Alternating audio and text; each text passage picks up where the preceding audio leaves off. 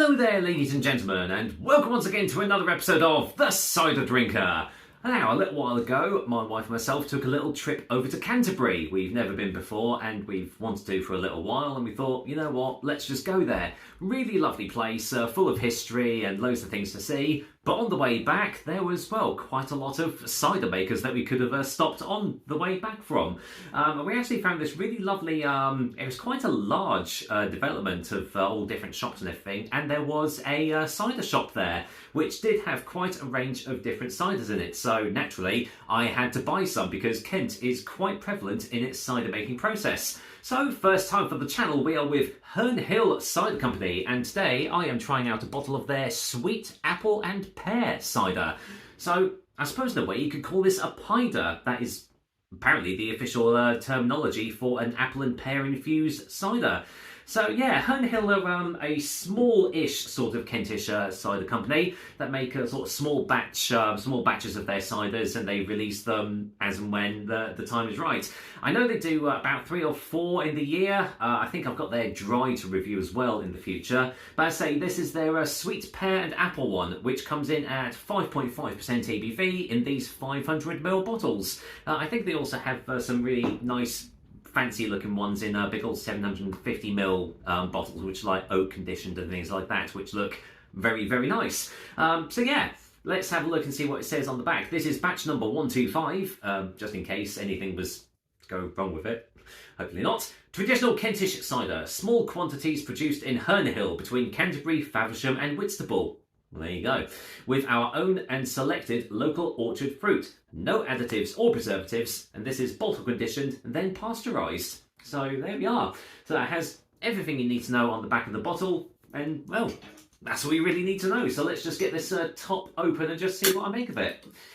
Okay, so it's a still cider from the looks of it. It doesn't say if it's meant to be sparkling or not, but it's just about in date, this one, but yeah, definitely totally still. Oh wow, okay.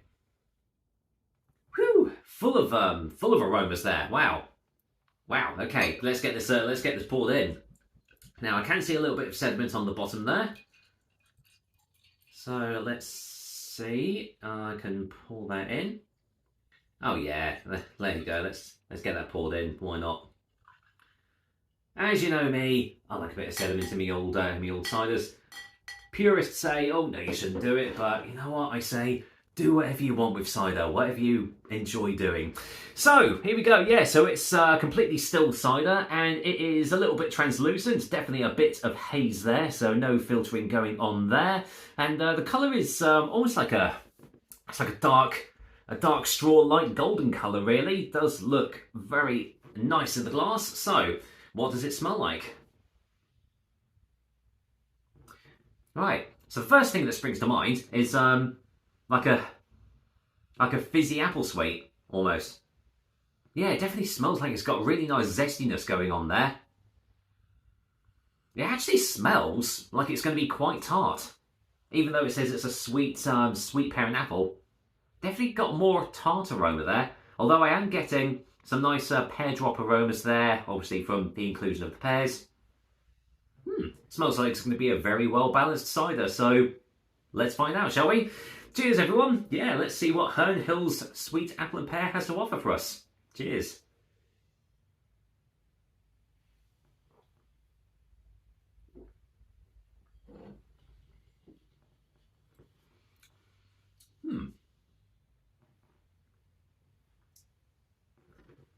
Right, okay, I'm going in for another one.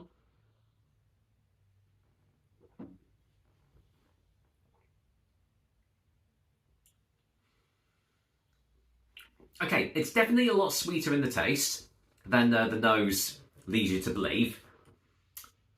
It's one of those all and then nothing sort of drinks.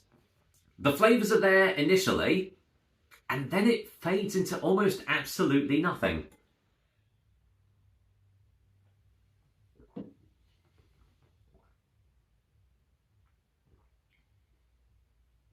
So, getting the sweetness, a touch of acidity, pear drops, green apple, fizzy apple sweets, You know, the sort of things that are on the nose, they're sort of in the taste there. But they really don't hang around for long at all. So literally you take the sip, you get the flavour, and then it's gone. Wow. Bit disappointing, actually.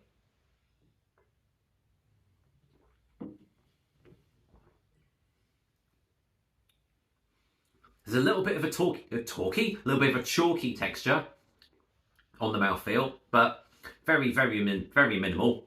Slight soft tannic presence there, just on the back end as well.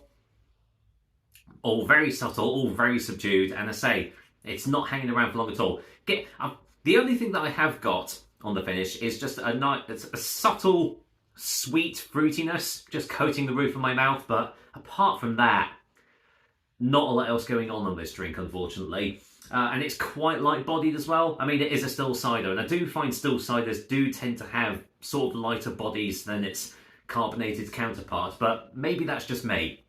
But all the still ciders that I've had recently have been quite light in body, but not holding that against it, you know, that's just something that I've always encountered with still ciders. But yeah, man, those flavours just really don't hang around for long. What is there, though, is quite nice, if a bit, you know, if like sort of not one-dimensional. You know, it's not really anything that's gonna like blow the roof off your house or anything like that. But you know, it's pleasant enough. But yeah, it just really doesn't hang around. So let's get a final taste for a final verdict then.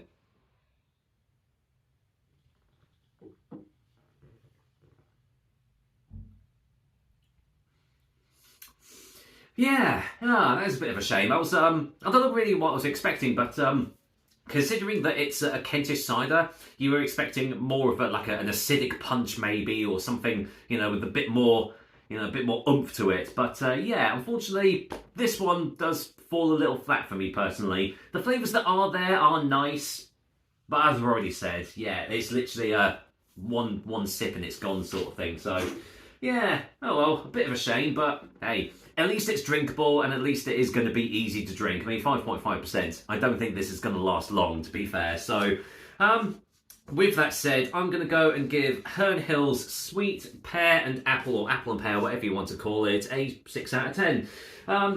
Yeah, I mean, there's nothing wrong with it, but it's just, there's not a lot to it, unfortunately. So it'd be interesting to see what their dry offering has to offer, because that is a much more heavy hitter, coming in at 8%. So I'm expecting good things from that one. But yeah, if you're just looking for an inoffensive, easygoing drink that, you know, has a nice little bit of flavour but not much else, it's a good one to start off with. I can't remember how much I paid for it, but yeah, I'll still say give it a go, especially, it's a kind of a good gateway cider, really. It does have those nice flavours, and it's nothing that's, you know, gonna turn people off with its, like, strong characteristics and everything, so it's got that going for it, I suppose. Oh well, another episode of the Cider Drink for you guys. I hope you liked it. As usual, I will be back with another delicious and tasty cider soon. Until then, oh, well, it is British Cider Week this week, apparently, so whatever you're doing, I hope you are enjoying a lovely cider out there, and I'll see you on the next review. Cheers!